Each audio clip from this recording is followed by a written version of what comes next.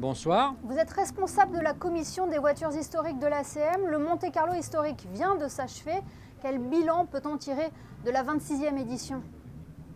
Bilan assez positif en fait, de par ma fonction. Je me balade beaucoup dans les allées où il y a toutes les voitures qui sont garées et j'interviewe bien sûr les concurrents qui sont dans l'ensemble assez contents. Nous avons mis au point quelques nouveautés en ce qui concernait le chronométrage intérieur des voitures et ils sont assez satisfaits. On est obligé d'évoluer un peu malgré les années, bien que les voitures restent assez anciennes, on est obligé d'évoluer selon les conditions de circulation, selon les appareils électroniques qui sont maintenant embarqués, selon les portables qui sont maintenant embarqués. Et donc on est assez content. On a eu malheureusement peu de neige, ça va être de plus en plus le cas, je pense. Quand il y a de la neige, ça nivelle les modes de pilotage des voitures, ça nivelle les moyennes et c'est plus amusant, puis c'est plus joli. Mais bon, on fait avec le temps.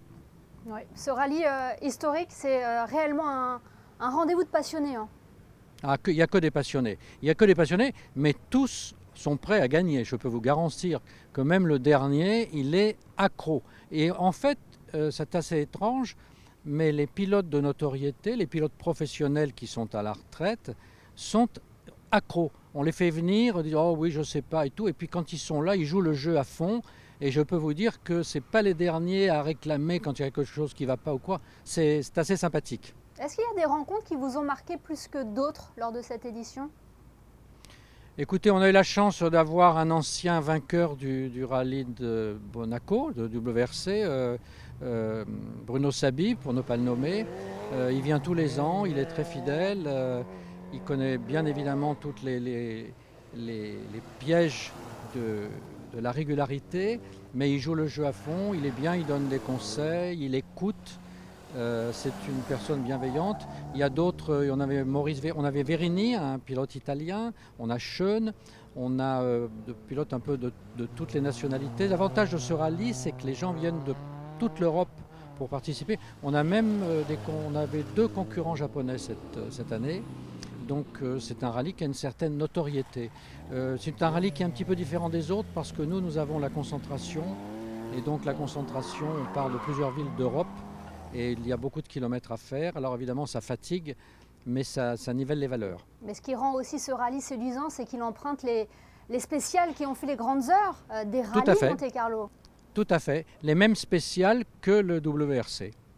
Jérémy, ça a été un mois de janvier intense avec l'historique et le WRC, deux grands succès qui auront mobilisé l'Automobile Club de Monaco. Ah oui, je peux vous dire que en fait sur l'historique, on est à peu près 200 personnes à travailler dessus pendant l'épreuve. C'est pas mal, ça fait beaucoup de kilomètres, beaucoup de déplacements. Une grande partie de ce personnel est bénévole. Et les bénévoles, bien sûr, sont comme les pilotes, ils sont fanatiques. Les spectateurs aussi étaient au rendez-vous, hein, aussi bien des curieux que des passionnés. Tout à fait, tout à fait. En fait, on a été étonné par la quantité de spectateurs qu'on a eu dans le WRC et d'autres spectateurs différents, mais aussi nombreux, dans l'historique. 3 grands prix vous attendent maintenant. Le e-prix le 27 avril, le Grand Prix historique du 10 au 12 mai et surtout le Grand Prix de Formule 1 du 23 au 26 mai. Hein. Vous dites surtout, moi je dirais surtout le Grand Prix historique, mais enfin non, c'est une boutade. Oui, on a 3 Grands Prix et 3 Grands Prix et ça aussi, ça mobilise encore beaucoup plus de monde. En fait, comme j'explique souvent aux concurrents qui viennent cette fois-ci de partout dans le monde pour le Grand Prix historique, en fait, quand on a les Grands Prix, on ne bloque pas une ville, on bloque un pays. Et ça, c'est très très important. Et l'avantage, c'est qu'il y a les gens, les habitants considèrent ça avec beaucoup de bienveillance. On dit souvent que l'Automobile Club de Monaco sert de référence aux autres rendez-vous auto.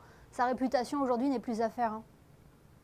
Mais écoutez, en toute modestie, il est vrai que les instances internationales qui organisent des épreuves automobiles nous posent souvent des questions sur le mode d'organisation, sur le mode comment dirais-je, de sélection des voitures et tout. On est un peu une référence. Il n'y a pas que nous en référence. Hein.